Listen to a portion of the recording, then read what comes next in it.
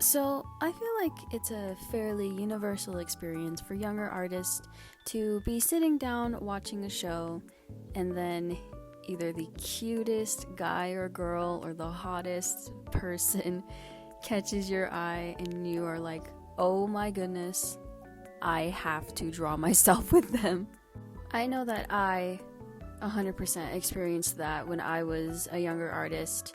And drawing self-insert OCs or just drawing OCs a part of a franchise that already exists was what really got me into drawing. That was all I would draw for the longest time, was OCs and self-insert OCs. So I was thinking to myself one day, I was wondering, what if I redesigned some of my old OCs that I haven't thought about in years and tried to redraw them with my hopefully improved art skills. I'm here to try and show improvement. So hello everybody, welcome back, or welcome if you're new here. Today's video's focus will be about self-insert OCs and how they may be cringe, but I have fun doing it, and that's all that matters. My motto for all of 2025 so far has been to be cringe but free, and that is what I'm here to demonstrate today with my old OCs.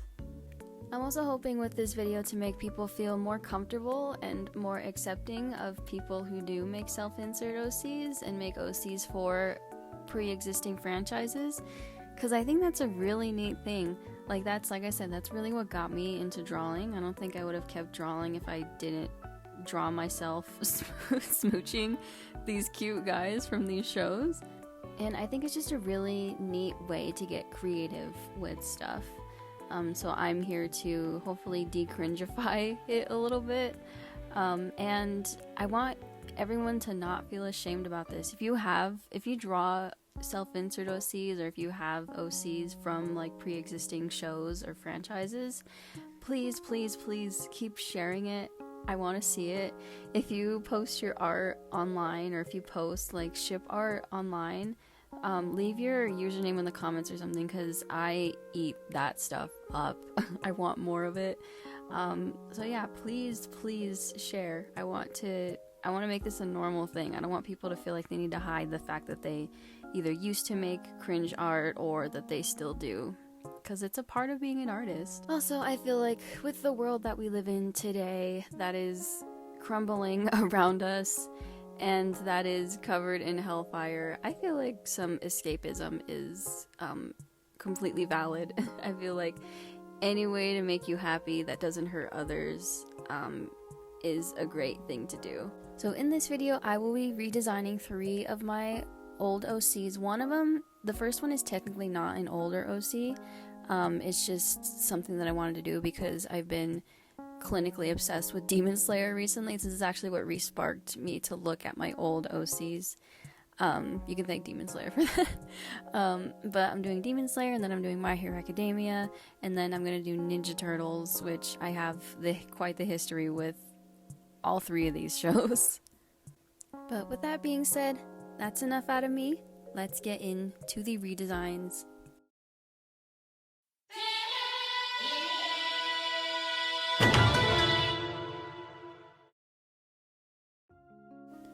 Alright, first OC on the board, my Demon Slayer OC.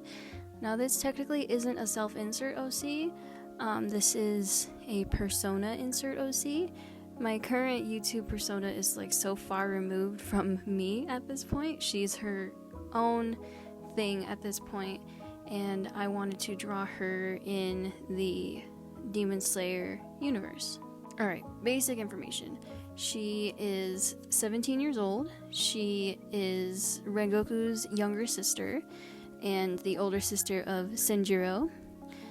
She uses flame breathing techniques, obviously. She invented her own form. She invented the 10th form of flame breathing called Rising Phoenix. Do I have any idea what that looks like? No. The best thing I have in my head is like Tanjiro's Hinokami Kagura dance from like season 3, with the Hantengu Russian doll demon thing. where he did like the dragon dance, and like the dragon like cut through like all 4 of the demons' heads, or 3, I don't remember. But something like that, but instead of with the dragon, it's with like a phoenix, and maybe, I don't know, like the wings like slice through the demons, something like that. I don't know. I have no idea. She uses a Nichirin sword like everyone else, except her sword can split into 2 swords, so they can become like twin katana blades. I actually have a black set of katana blades that can do this. I'll probably insert a video or something demonstrating it. But they can split in half down the middle, and you can use them as twin swords, twin blades. So that's what hers will be like, except hers will be more practical. My real ones are not practical at all when they're put together. They're more just for show. Alright, let's talk design choice. So for Phoenix, for all of them, I didn't want to go too overboard. I didn't want her to stand out like too much. I wanted her to look like she was like plopped straight into the show. So for her uniform, her Slayer uniform, I kept it pretty basic. The only thing that I added was the sleeveless look, which I got the idea from Tengen. I love his sleeveless uniform style. And then also for Phoenix, I added the gloves, A for looks, and also B, practically, they could be used practically in practicality. I don't know, words. English is my first language. But I put them because I have an idea in my head that her hands blister really easily, and flame breathing can be a pretty aggressive like form of breathing to use. And so in order to help with the blistering, she uses these cool gloves to protect her hands as best as she can. Another design choice that I added was I decided to make her eyes look exactly like Ruka Rengoku, her mother's eyes, and also add some drama. I have an idea in my head where her father feels like Phoenix is the only living thing that he has left of his wife, so he's extremely protective of her, and he actually outright refuses to let her train to be a demon slayer at first, so she has to train on the sneaks with Kyojuro, because he supports her dad does not, but he supports her. So yeah, and then I have like this idea in my head where he like flips out when her and Kyojuro go to final selection together. Just some angsty drama that comes with that. And then the final little design detail that I added was a piece of Rengoku's Harari tied to the end of her Nichirin sword. Now, spoilers for Demon Slayer up ahead, Rengoku gives Phoenix a little piece of his Harari because the first day when she is officially a demon slayer, she goes on her first mission, she is extremely nervous. Poor thing is like shaking in her boots. She's like, I don't know if I can do this. Like, I'm really nervous. And to help calm her down, he rips off a piece of one of his Hararis and gives it to her as like a little good luck charm, or as like a way to say, hey, like, I'll always be here. Like, you'll be fine. You got this. You're good. I'll always be here. Your brother will always be here. And I think that's so cute and wholesome, and I love that idea. It also makes for a very sad a piece of memory for when he eats it in Mugen Train. So I can't be happy, so I need to have angst to my characters. So yeah, that's why I decided to put a little piece of Rengoku's Harari on her sword. I also had canon Mitsuri and Phoenix being besties. I feel like that'd be so cute. I feel like Mitsuri would definitely be like an older sister figure to Phoenix. I feel like that'd be so cute. Mitsuri is one of my favorites. I have 3 favorites: Rengoku, Genya, and Phoenix. Sorry, Mitsuri. I'm not that self-absorbed, but no. Rengoku, Genya, and Mitsuri are my 3 favorite characters of that whole show. So I feel like it'd be so cute if they would like gossip with each other about like their crushes and stuff. And I don't know. I just feel like they'd be really, really cool and wholesome. Alright, so now is some romance stuff. Some really cute, wholesome romance stuff.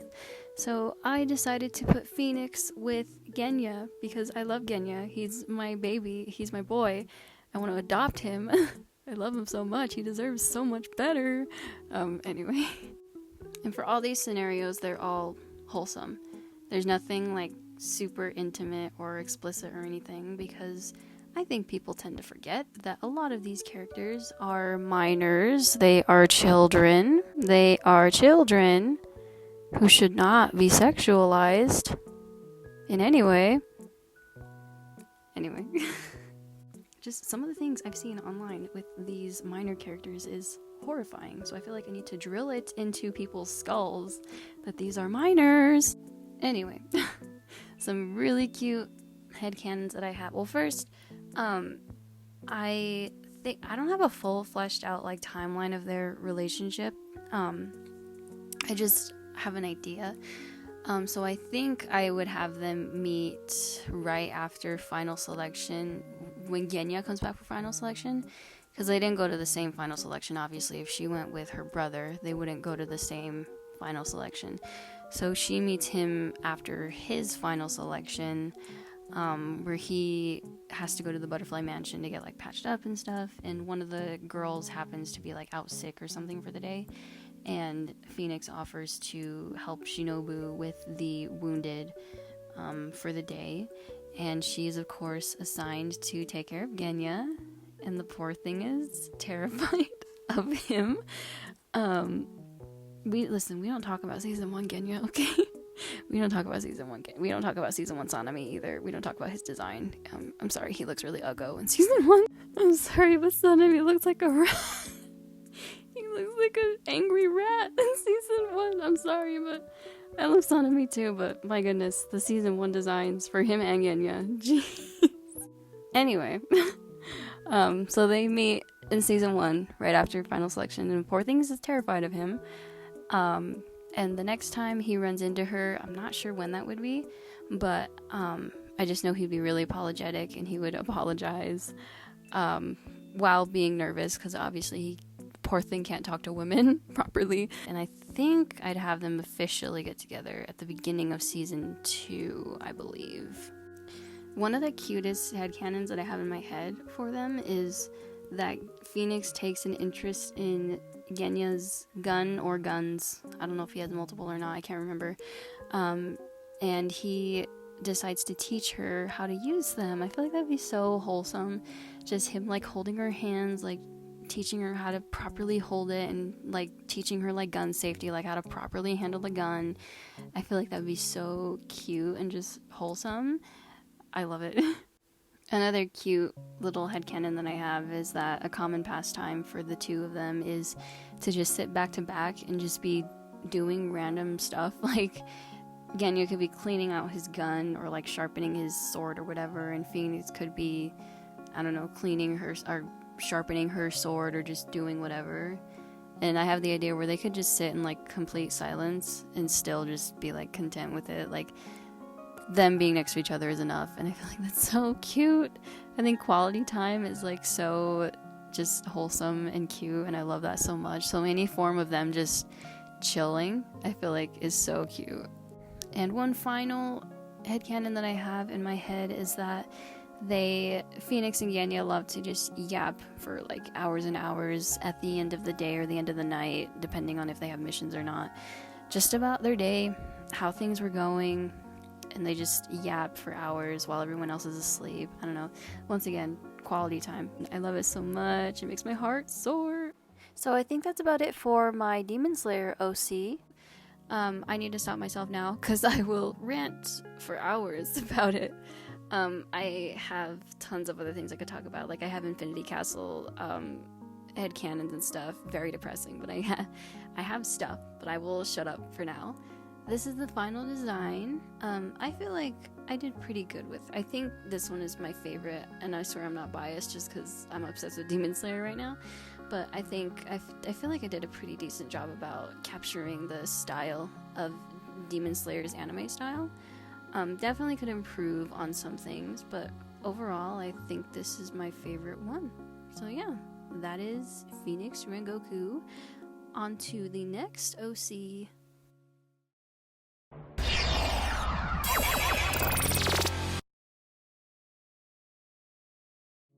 Alright, next OC on the board, My Hero Academia OC. Now, I have quite the history with My Hero, and specifically with this OC. This is really the only OC out of the 3 that I'm doing today that is a legitimate self-insert. I mean, not this redesign, but it started as a legitimate self-insert. Like, it was literally just me in the My Hero universe. I will throw up some pictures if I can find some of my first design of myself in the My Hero universe.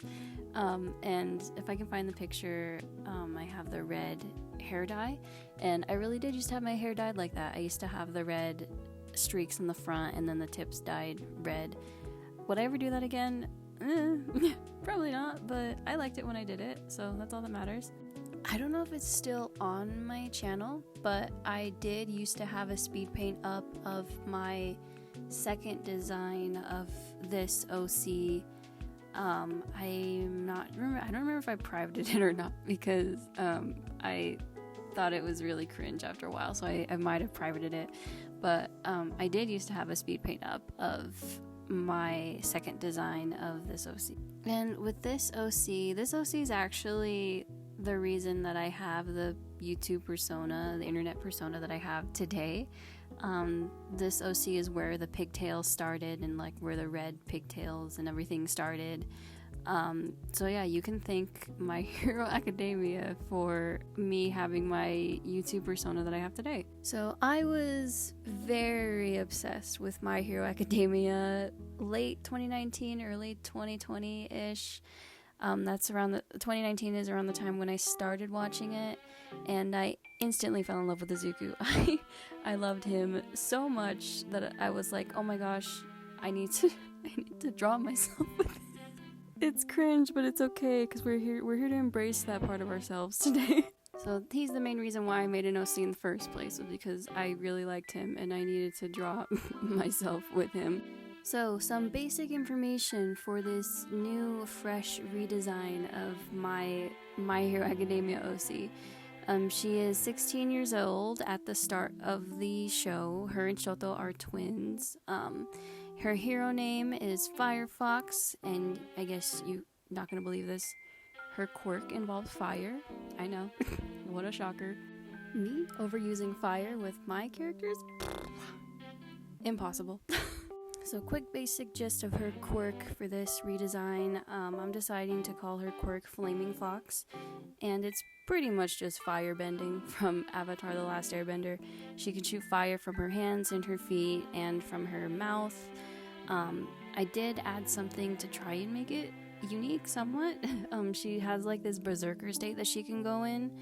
I didn't get the chance to draw her because I forgot her, but she has a little companion, a little fox companion, kind of like a Kiwami from Miraculous, and I decided to name the little fox Red, and Phoenix and Red can merge together and make this like giant like flaming fox, kind of like a kaiju, not as big as a kaiju, but it can get pretty big, and she can just go crazy on like villains.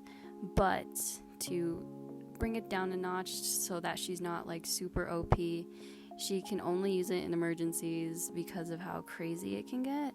It's a very uncontrollable kind of state that she goes into, and so she needs people around her to like ground her and like calm the flames, so to speak. It's kind of like Tokoyami's like shadow companion. I don't remember the name. I need to preface, it's been a long time since I've watched any My Hero content. The fandom scared me away because of how wild and weird it got, but I haven't watched it in a long time, so if I've forgotten lots of names and I don't fully know what is happening currently, I know like basic things, but yeah, so if I just say something completely wrong, forgive me. I haven't consumed anything My Hero in like 2 years. Also, just a side note, why is Zuko always the center of all of the cringe TikToks and all of like the memes that make fun of MHA fans? Why does it have to be my boy? Like the freaking oh, mom, this is my Todoroki meme. Oh, I hate that TikTok with, oh, I hate it so much. Why does it always have to be my boy? Oh, why? Justice for Deku. He did not deserve any of this. He didn't deserve any of this. But anyway, it's kind of like Tokoyami's shadow figure, except it's not a big thing. It's just like a little companion that she has, like a Kiwami, like I said.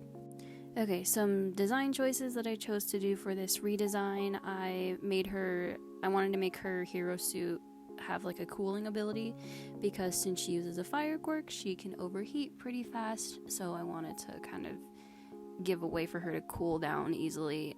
I'm not sure if Shoto had something similar in the show.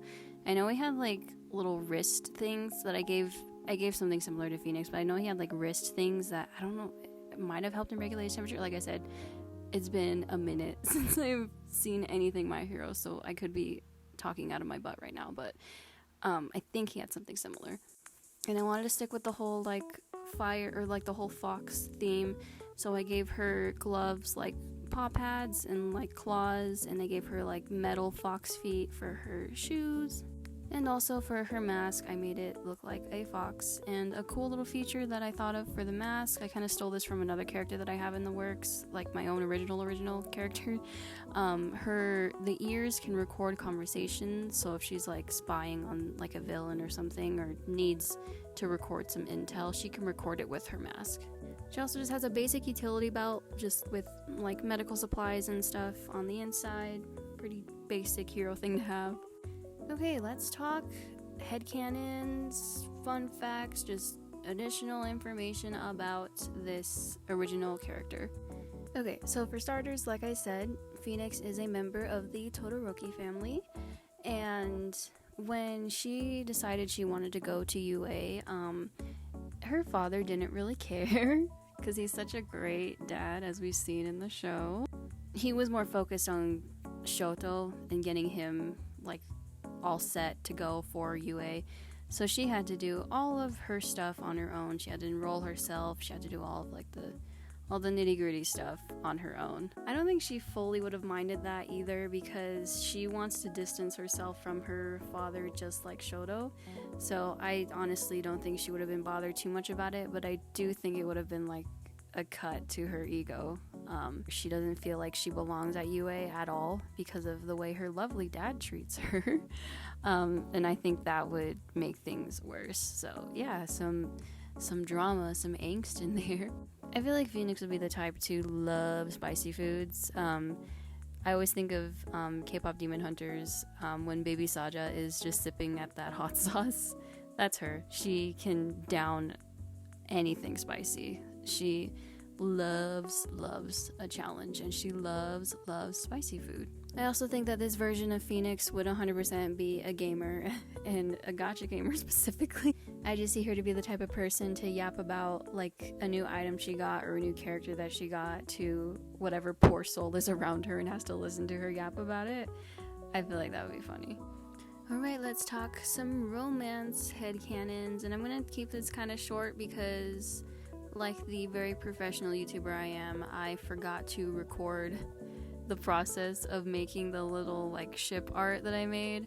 So yeah, you're just gonna have to stare at the picture while I talk about this for a minute. So with this revitalization of this OC, I decided to keep her with Izuku because I can't betray my boy.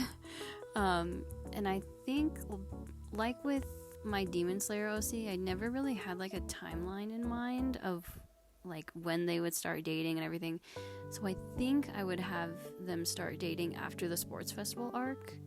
And like I said, I barely remember anything that happened. So yeah, I'm just gonna keep it at that because I don't remember the little details. I feel like they would both love to just hear the other partner like yapping about whatever their hyperfixation is.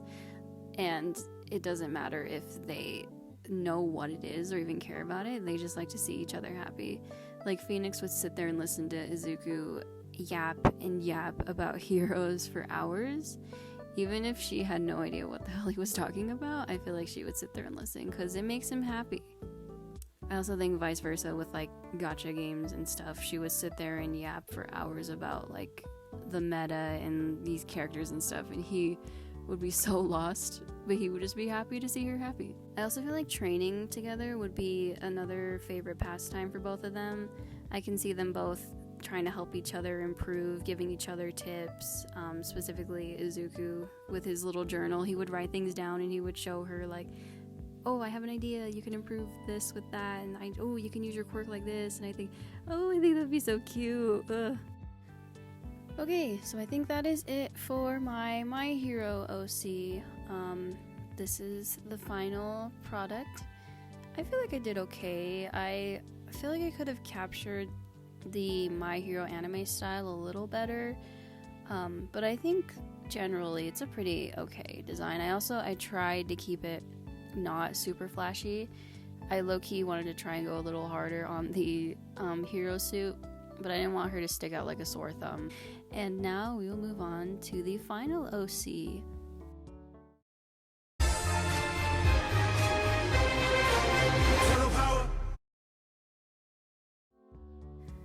Okay, y'all, this OC holds such a special place in my heart because it was the very first original character that I ever made, ever, like for anything.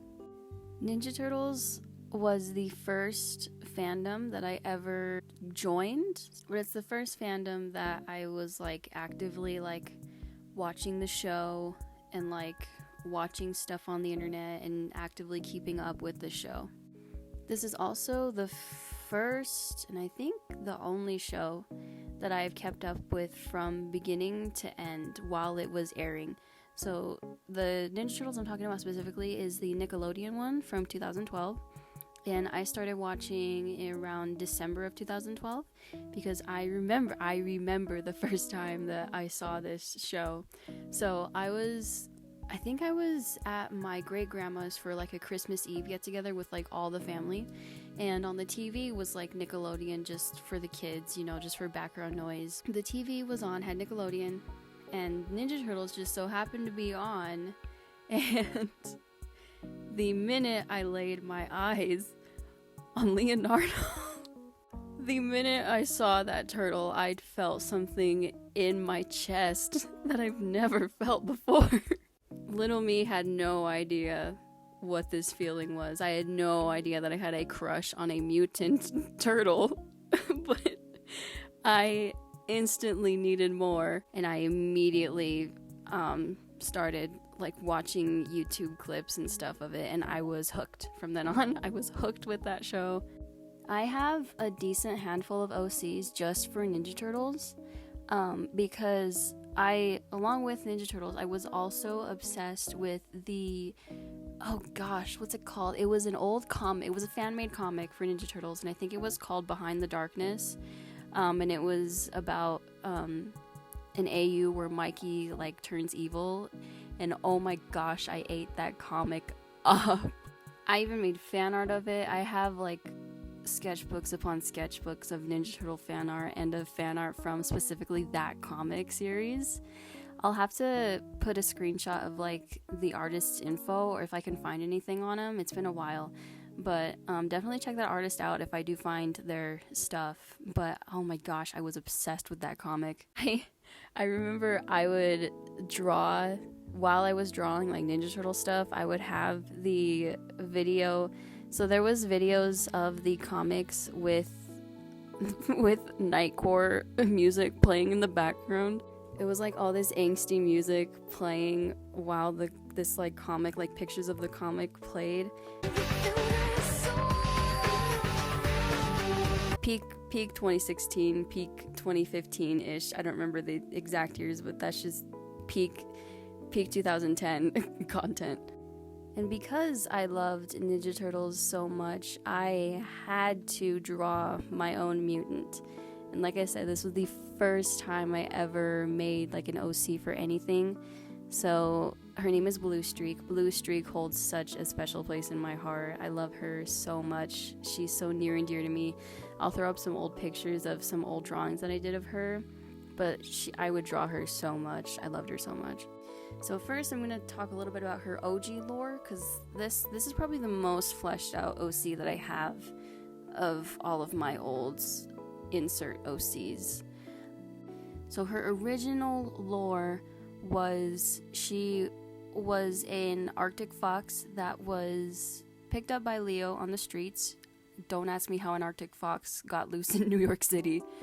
It's New York, don't question it. But Leo finds her, don't know how, don't remember how, but he finds her and keeps her as a pet. And then one day she gets into the mutagen and mutates into a mutant fox. She was extremely inspired by Alopex from the IDW comics. I loved her so much. I never actually read the comics, but one day when I was perusing the internet, just looking at like Ninja Turtle fan art and stuff, I saw a picture of her and I was immediately obsessed. So I looked more into her and I loved her so much. I loved her design, I loved her attitude, and so pretty much I'd say 90% of the pictures that I drew of Blue Streak were just traced panels or traced pictures of Alopex. But anyway, she gets into the mutagen, mutates, and we have Blue Streak. I didn't really do too much else with her after that. So for this new design for Blue Streak, I first wanted to switch up her name a little bit because, I don't know, I got the name originally from the Backyardigans. That sounds really weird, but I was obsessed with Backyardigans when I was little, and there was a Backyardigans episode where they would like race dolphins, and one of the dolphins' name was Blue Streak, and I loved that name. And since Leonardo was blue and he was my demonic obsession at the time, I wanted to make her blue, and I was like, oh my gosh, I could call her Blue Streak, like from the Backyardigans. But instead of Blue Streak, I know I made fun of myself earlier for looking up, what does it mean in Japanese? Does it sound cool? But this one I actually really liked the Japanese translation, and this is from Google Translate, so take it with a grain of salt. I know Google Translate isn't always accurate, but Aoi Suji is Blue Streak in Japanese, so I decided to call her Aoi, and Aoi Suji would be like her full name, kinda. So Aoi's new lore for this new redesign, she was kidnapped at the age of like 5 to 6 years old. She was kidnapped by the Krang, and she was immediately mutated into the Arctic fox that she is now, and she was experimented on, and this goes with her abilities that I gave her. Here's another shocker. She uses fire. Oh my gosh. Bet you didn't see that. But I actually have a pretty neat explanation for this. I think it's neat. Maybe everyone else thinks it's stupid, but I think it's cool.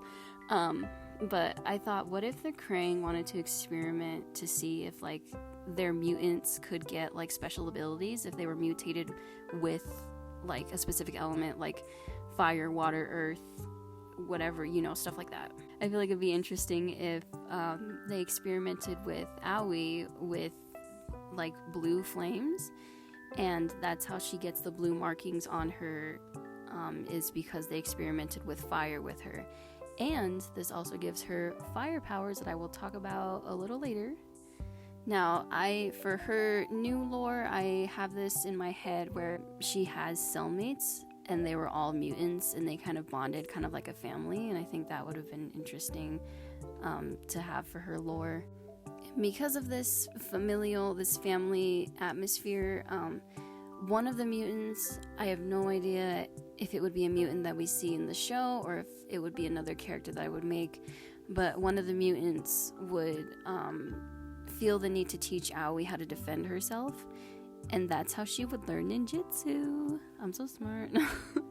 But yeah, so this cellmate, this like parental figure, teaches Aoi how to use ninjutsu, how to defend herself, and then eventually she's gonna break free from the Krang and then live on her own for a couple years, and then gets approached by the Foot Clan to join, and she does join for about a year until it takes her about a year to officially meet Shredder, and she does not like him at all. She gets horrible vibes from him. She immediately leaves because she does not trust him. And then after about 2-ish years of being on her own is when she would run into the turtles.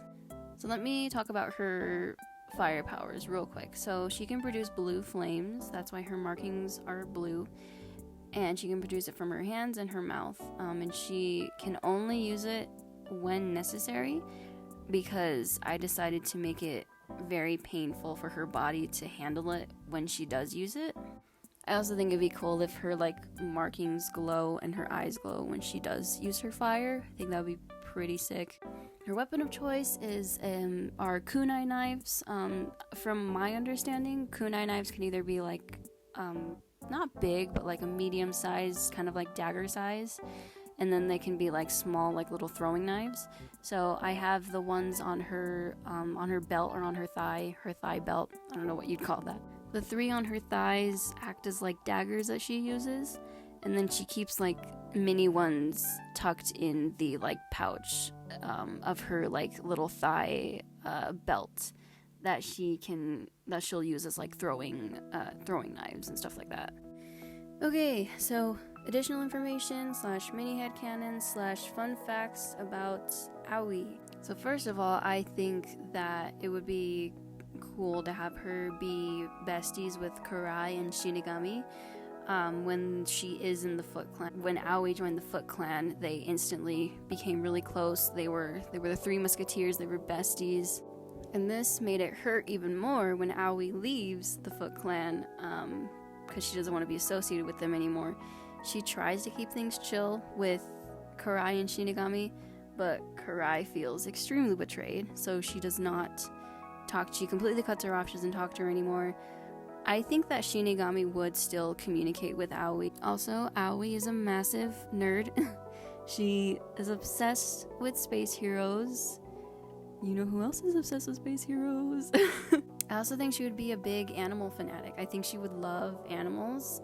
And I love the idea of her owning her own pet cat, a black cat specifically, and naming it Titus, which is a DC reference because I'm obsessed with DC, so of course I'm going to throw a DC reference in there. Alright, I'm going to jump straight to romance headcanons because this segment for Aoi is already getting really long, but I have the most history with her, so it's going to be longer than the other ones. But yeah, straight to romance stuff.